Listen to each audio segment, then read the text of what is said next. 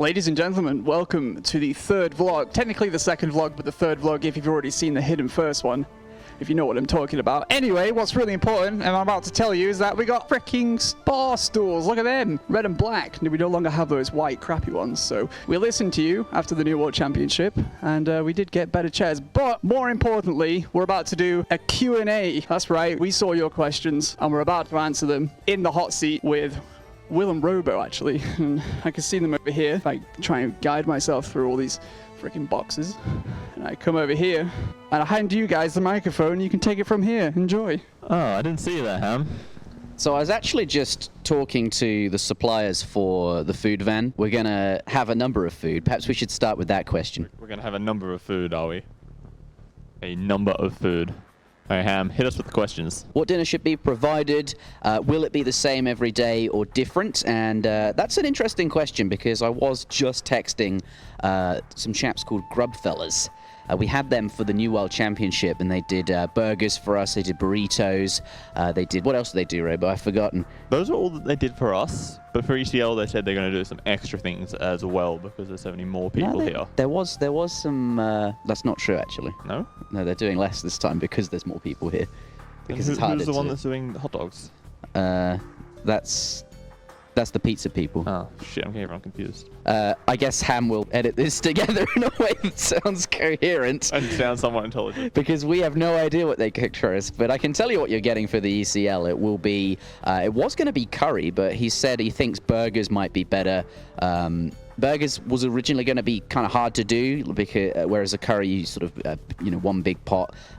Because there's so many people for the ECL, it's kind of harder to provide a big range and a big selection. But actually, the day after that, we've got some chaps called Greek Street Food, and they're going to do a number of options, including gyros, including all sorts of delicious Greek food. all the Greek things you'd expect, right? He hasn't given me the full menu yet, but he's confirmed that he will be doing it. So that is what we're having. It will be, burgers followed by Greek food, followed by, and on the final day, pizza, hot dogs, and an assortment of different sort of, all the classics you'd expect from a food van. Robo, for the team matches, will the players play all together on the main stage or in different rooms, or how is this going to work? Okay, they're all going to be on the stage, basically split down the middle, right? So if you pretend it's like an L shape, on one side of the L, you're going to have Team A, on the other side of the L, you're going to have Team B. So yeah, they can see each other from, across the stage, they can see the crowd, everyone's, all visible in that area. And then in terms of like sound noise cancellation, which is, I assume, what the question's really hinting at. Yeah, what we did for the New World Championship was play white noise through noise cancelling speakers. Wow, that's how you stop fake news, Robo. Noise cancelling speakers. Or headphones. Yeah, headphones. So they have headphones over the top of in-ear earphones. Yes, you can play your own music, you can hear the game sounds in the earphones, but then the headphones that go on top of that are just like this white noise that blocks the audience out. But yeah, we want them on the main stage. It feels like everyone's there in the same area competing. Yep. It feels very serious. You can look your opponents in the eyes, all that kind of thing. Right. And you want to be able to stare at your opponent after they steal your ball, You get then you go like... You want to wink at them when you steal their sheep. Yeah, or you want to like stick the finger up at them when they steal your ball, maybe. Yeah. What do you think about to provide a fridge for the guests so that we can cool our drinks? Oh wait, shit, I fucked that up. No, that's fine. I can roll with that. Fridge. I didn't even finish the question though. Okay, go again then. Then I'm just like, you fucking idiots. Yeah, I don't think you're editing this today. What do you think about to provide a fridge for the guest so we can cool down our drinks like beer? One fridge? No. We for the New World Championship, we had 3 fridges. For the ECL, I expect we'll need more than that. So no, don't worry, we've got you covered. We'll be providing soft drinks. They'll be included in your ticket price. Help yourself to those. And beer, etc. You will have to bring your own. But yes, there'll be plenty of fridges to keep it cool. As long as, you're not trying to store a whole 24-pack by yourself in the fridge. A couple of bottles each are sort of I reckon you could put quite a few in there still. But yeah. Yeah, you can't put too many in. How close are you with the Microsoft team developing the new games? Are you guys having any direct input with the new developments? So, as Escape, we are hosting the ECL. Microsoft, they've put, I think, sponsored over $60,000 for this tournament. We're hosting it. We're in charge of that. So obviously we're having very close talks and relations with them, about it. We're going to be having an Age of Empires 2 Definitive Edition show match during the ECL, possibly more than one. So I like to think that, we have pretty good relations with Microsoft and the developers, and we give our feedback where we can. So Ivik asks, Robo, who's your barber? He really likes the hairdo. My barber is myself, because as you see, I'm all natural, as it were. It just grows wherever it wants to go, and I can see that. And I let it be free. I love the poll on AoE Zone. Should Robo cut his hair? Yeah, but Zack voted no, so therefore I don't need to get a haircut. Okay, all right. You keep telling yourself that. That's how you justify it to yourself. My boss said I don't need to get a haircut, so I don't need to get a haircut. Okay, we'll just make you wear that helmet behind you during the UCL. Get your Robo products here. Get your Robo merch online at escape.gg/Robo. I wonder how many hits it would get. Oh my god, hey gamer guys, go to escape.gg/Robo and you can buy a lock of my hair, or Robo's hair. Stephen asks, will 4v4 be part of the LAN, Robo, or just, the other formats, 1v1, 2v2, 3v3? Unfortunately, no, there will not be 4v4s. Originally, back when we first planned ECL, there was going to be one single 4v4 match. So it's not like all of a sudden a huge amount of the LAN has just disappeared. It's just a single game for a number of reasons. A, there's not a ton of space on the stage. We could get 4 per team on the stage, probably, but it'd be a bit of a tight squeeze, and then we'd have to buy a bunch of extra equipment, right? We need an extra PC per team, an extra desk, extra chair, extra, Ethernet cables and whatnot. A bunch of stuff, right? A bunch of stuff to set it up. Maybe it's fine because 1v1, well, that's the premier format, perhaps the most competitive. Sure. 3v3 is, I think, a more interesting team format than, say, 2v2 or 4v3. Yeah, you know where I'm going. 2v2s and 4v4s. Agreed. So that's how it... But we're not ruling out a 4v4 Definitive Edition show match. It's unlikely, but we're not ruling it out. So was there a smoke machine at the NWC LAN finals? No, the stage was on fire. The whole time. Yeah. Looks like we're done with the first interview. How did that go, Robo? I don't have a mic, so they can't hear. How did that go, Will? Yes, I do have a mic. I thought it was good. Good stuff. We're going to go bother Zack now. He's going to be on the hotspot. Let's go. It's your turn. I caught you eating. You eating. It's time to go to the hotspot. Let's go. Let's go. Alright, so we're done with that part of the interview. Now it's my turn and Zack's turn to answer some questions. So I'm going to sit down in the hotspot. Here I am, waiting for Zack. Where are you, Zero Empires? I am waiting. Did 3v3 games add much cost to the event? I mean, you had to buy extra computers with all the equipment like desks, chairs, power extenders, etc. just to have it on LAN, right? Right. Hello, everyone. I'm here to answer some questions, starting with that one that Ham just read out. Yes, of course, it did add more cost. Previously, we only did 1v1 events, and we did a 1v1 event for AoE 3. So when you do a 3v3, you obviously have to get 4 more PCs, 4 more desks, and all the other stuff that goes with it. We should be able to do up to as many people as we like in a game. I mean, if we somehow switched to CSGO one day, we could do 5v5. It wouldn't be a problem. The main issue is space and, of course, the investment into getting the new equipment. It was actually quite a hot topic on AoE Zone. People were saying, like, oh, why isn't it 4v4? That would be really cool, but we appreciate it as a 3v3 and a 2v2. But obviously, you can see the size of the stage. There's only so much space we actually have in the studio, and even if we had 4v4s, it would be still quite difficult because... Well, it's more about money. We only have a certain amount of money, and computers are expensive. Yeah, exactly. Well, actually, I was going to answer a question, but this kind of leads quite nicely on to a question for you, which is... He ambushed me. I was in the middle of eating my lunch.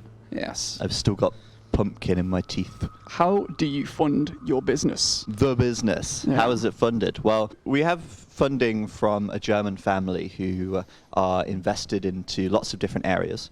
And they don't typically do this kind of thing. But they want to support the project and do something cool because they're massive Age of Empires fans. and they always have been since they were kids. And now they have the means to actually sort of put some money into doing something. That's where we sort of got all the startup funding from. Going forward, though, we're hoping that, you know, we don't have to rely on them, because there's only so much money that they can provide realistically. They aren't here to just throw money away. They do want to be able to create something that's able to be sustainable as well. So we have funding, a little bit of funding from Microsoft when it comes to doing tournaments. Obviously, as you know, they're sponsoring the prize pool, so that's a cost that we don't have to cover. They're also covering flights and accommodation, so that's also something we don't have to cover. But we obviously do have to cover the expenses of the studio and all of that stuff, so that's where the extra money comes from. But in the future, we hope that we could be funded through things like sponsorships and partnerships. A lot of the work that we've been doing behind the scenes is trying to get sponsors and partners. And I believe that Age of Empires 2 is at least big enough now that it's genuinely interesting to partners and sponsors. And what we ideally don't want is to have to rely on subscriptions and donations to keep ourselves alive and going. But we absolutely do need that until we are able to at least get sponsors and stuff. Yeah. So, yeah, at the moment, you know, when the money runs out, we're hoping that we'll have enough subscriptions and enough sort of community support that we can keep going until we're able to get those partners on board, because that's really where, if you look at ESL, if you look at PGA or PGL, sorry, and all these other bigger companies that do this kind of production, it is really in the partnerships that they earn their revenue. Yeah, a huge amount of money goes into those tournaments because the games are so big. But Age of Empires has this kind of a cap to it almost, because there's only a certain amount of people that actually enjoy the game, right? I mean, yeah, there are over 1 million people that play Age of Empires in general, the whole series, every month. But for Age of Empires 2, that's maybe like a quarter of it, or maybe 2 quarters. I don't know. I guess we're kind of limited to what we can do. Well, with Age of Empires, we're wait, no, yeah. What's the phrase for it? The sky is... Sky is the limit? What are you trying to say here, Ham? The sky is the limit with Age of Empires 2. Age of Empires 2 only has a certain size fan base right now. Yeah. But, you know, it's growing. It's something that looks like it's going to continue to grow with Definitive Edition. And Age of Empires 4 is coming out. So, you know, maybe there's something that we can do in the future there as well. But, you know, Age of Empires is where we want to start, but it's not necessarily the only thing that we want to do. Age of Empires is always going to be part of what we do, but in the future, we'll probably branch into other games to do events there as well, so we can at least pay the bills. Talk more about how you went from zero to hero in studio building. What are the hard parts, and did you hire someone to do any of the parts, and if so, which parts did you hire them for? Oh boy, where do we even start with that? Zero to hero thing actually reminds me of your YouTube series. Can you imagine instead you made a Zero to Hero studio build tutorial? Yeah, right. It's a 20-part episode. We missed out on a series there. We should have done the 1 to 100 on building a studio and recorded the entire thing. Hey guys, here's a tutorial on how to make rent a warehouse put something in it and put stuff that inside resembles a of it. studio. Yeah, it's hard to even know where to start with this, because when we first came here, in fact, let's go further back. When we originally had the idea, we set up a Discord group, and we spent a month and a half at least every single day at 9 o'clock. We all got on voice chat, and we were just sending links to each other. We were trying to figure out what to actually get. I feel that was a really good starting base for it. But research. There was a lot of research. There was a lot of research behind there. Because none of us knew what we needed. Yeah, exactly. And I'll admit, at least half of the stuff that we actually got wasn't the things that we needed, I think. It was good for the base of it, stage, the walls, some of the lights, but a lot of the other things, I feel that if we had already known what to do in a studio, we wouldn't have got them. But you got to learn somewhere. Yeah. You have to learn somewhere. And that's trial and error. That's just the way that we went with it. There was really no stop to it, I think. I think we're continually always learning. Every single day we're still finding out how to do new things. Thank God for Google. Otherwise, we wouldn't be where we are. Google's a good thing.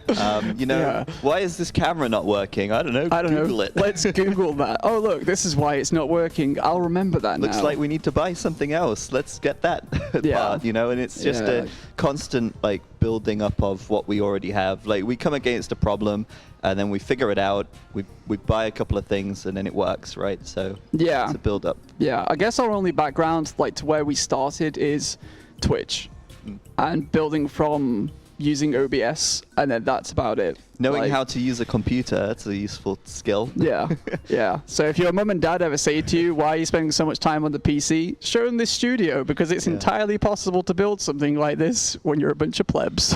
Bunch of nerds. But I mean, we did get some help as well. So most of the technical stuff we figured out ourselves. So there's over like 1.5 kilometers of wiring in here, which At we least. put up by hand. Lots of climbing up ladders, lots of stuff like that. But the actual carpentry of the stage, we're not builders, we're not carpenters. So we did have some help with that. We hired a carpenter and a couple of builders, gave them a specification. Will's dad is actually an engineer, and he drew up some plans. And then they built it to that spec. So basically the floor, the walls, that stuff was done by them, and then we painted it. We put the rest of the floor down. We got really hands-on with it actually, which was cool. Yeah, we did. We did quite a lot actually, but I feel like we're still probably where we want to be. Where we want to be is probably about here, and where we are is still probably around here, I feel. Even though I do feel quite proud of what we've done. I mean, we couldn't have done it. ourselves. We couldn't have done it without the love and support of Age of Empires, I feel. So that's how I feel about that. That's true. Hey, The love and support of Age of Empires did not teach us how to build a studio from scratch. We did that ourselves. It motivated me. Okay. There you go. Maybe it motivated you, but What was your motivation? my motivation was overcoming the challenge. Like a warrior. Like, yeah. Warrior style. All right. I don't know. I mean, maybe it's different for all of us, but yeah, I don't know. Like, obviously the inspiration was to do something for Age of Empires that was really cool, but actually making the studio and building it all and making it happen, that was something that was, perseverance and dedication to like try and overcome the challenges, because there were times when I think we were like, oh shit, this is just not going to work, and then it worked because we persevered. Yeah, we just kept at it, and we still are, clearly. Yeah, I think like there's so much stuff that we could buy like tomorrow if we could. I would buy like 8 new cameras tomorrow. We're using DSLRs right now, and they're okay, but they're not professional studio grade quality stuff. No. So there's a lot of stuff that we did on the cheap. The lighting and the cameras are really quite low cost compared to what you would expect from a professional studio. So that's why we're not there yet, because, well, we can't afford to be there yet. But it's always a stepping stone when you learn along the way, because we wouldn't learn what we needed if we didn't actually do it and try. Will we be able to hear team conversations during the games? Yes, but I'm not sure how that will work yet. Well, I kind of have an idea. So the plan is right now, we have a TeamSpeak server, which we have running on our local network. And the idea right now is that each team will join a channel. And they'll do that anyway because they need to communicate through each other's headphones. Since they'll have noise cancelling stuff, they won't be able to hear each other by talking to each other without a headset mic. So they all have to be in TeamSpeak. Now, we can easily join TeamSpeak and grab that conversation into the stream. It's just a question of whether or not it's a good idea, because it might be difficult for the casters on the stage to hear. So I've got to work out some sort of technical stuff with that, but I think it's possible, and it's definitely something that we want to do. Yeah, because we did this for Age of Empires 3 actually for a special show match. We had 2 teams against each other, and we thought it would be pretty cool if we were in TeamSpeak.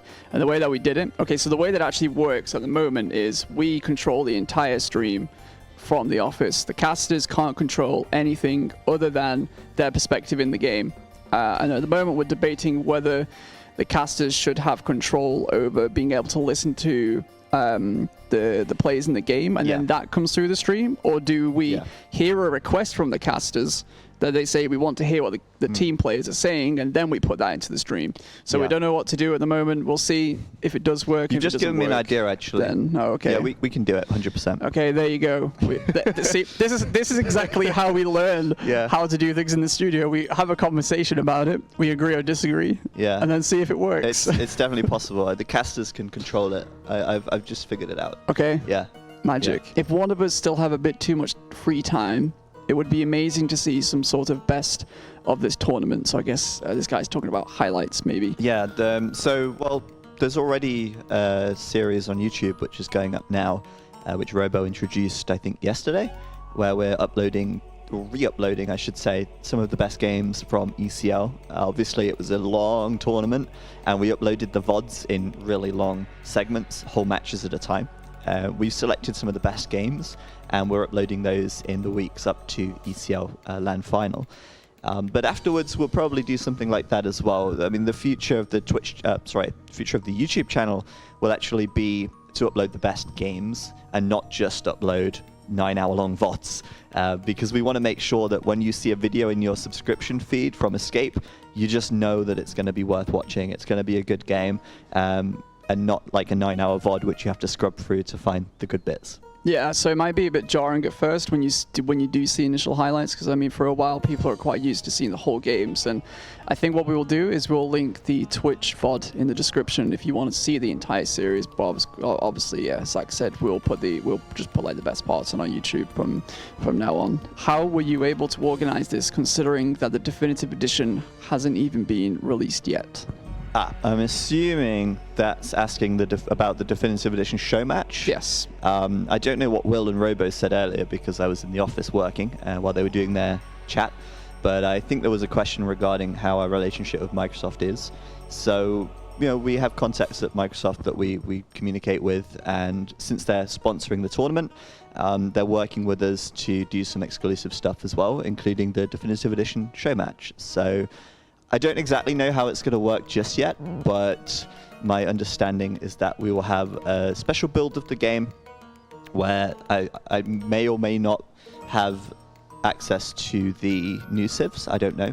At the moment, they're not playable in the beta, but that will be used to play on the stream. So we'll have 2 of the players do 1v1s in Age of Empires 2 DE. Yeah, so if you want to see some sick show matches, make sure you tune into the stream. Yeah, commentary from Cision as well, one of the developers. So he'll be able to give lots of insight, which is really awesome. Yeah, and he's going to be reading the Twitch chat as well, so if you have any questions, just at us when we're live, and we'll see if Cision can answer any. Yeah, I will read the Twitch chat and relay them to him while he casts the game and stuff. I think that would be cool. You'll just be in his ear. Yeah. Like, Cision, I got questions. It's like, answer the questions, Cision. I'm trying to cast, man. Got spiritual questions. All right, for the last question, after having seen the questionnaire about merch, I wonder if you guys are pursuing that project. Well, merchandise, you say? Merchandise? What's that you're wearing, Hamill? Oh my, I'm wearing a hat with, You're oh my wearing a god. merch. I'm wearing a merch with an Escape logo. Yeah, we launched our merch range last week, actually. Or it might have been this week, I can't remember. Time goes by way too fast. Anyway, we have merch, yes. We only have like clothing right now. We don't have mugs or posters, which were really highly voted on the poll. But we do have t-shirts, we have caps, obviously. We have hoodies, we have jumpers, and we have like light hoodies as well. All of that can be found at escapetv.uk/merch. Link below the video. Yeah, indeed. And I've got to say, some of the clothes are actually quite comfortable. The way that we sought to do it, if that makes sense, is we would only give you guys stuff that we would actually wear in public. So that was just the idea. And it's like you say, a minimal design, because the whole idea is that it's something you'd want to wear, right? No disrespect to Viper, but a massive doubt face, it's cool for around the house, but I wouldn't wear it in the street. You wouldn't? I would. Well, I mean, it depends, right? Like maybe some people would, but yeah, maybe. I wouldn't. As much as I love him, I wouldn't. I mean, I've actually been to Serbia, right, and spent time with Doubt. Could you imagine if I walked around with his face? That's one time when I would do it. He would love that, though. He would. He really would. Imagine Doubt walking down the street with an army of like Doubt fans just wearing Doubt all his t-shirts. minions. Yeah. Okay, well that completely undermines my point. But basically, yeah, it's really minimal. The logo is just sort of quite small, but it's something that marks it as Escape, I guess, and makes it unique to us. And it will make it unique to you as well. That's right. And this is the end of the vlog here. Wow, I've just gone to another camera. Wow, you just zoomed in there yourself. we go. This is the end. Guys. So you're going to have to mute your microphone, Zack, because I do an outro. We're going to walk off into the distance. So I hope you enjoyed that one. I've just left Zack on his lonesome. Feels bad, man. If you guys have any more questions, we'll be able to answer them in the next one. Probably not in the same format as this, but I'm going to say again, like a broken record, we're going to be live from the 30th of August until the 1st of September with ECL. And look, there's a beautiful stage. So we'll see you in the next video. Hope you enjoyed that one. See you later. And leave a comment saying 14, start game already.